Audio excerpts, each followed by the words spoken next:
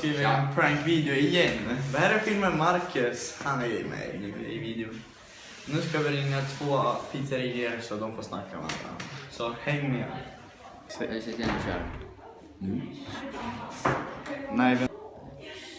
Ja, nu ringer vi. Okej. Högst då.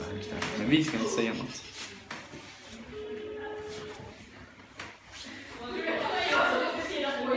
Käft!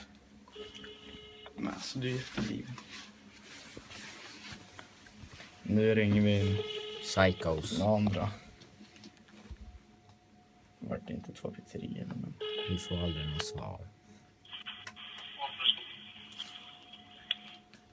Wait a second. Wait a sec. Hallå? Hur är det? Hallå? Hallå?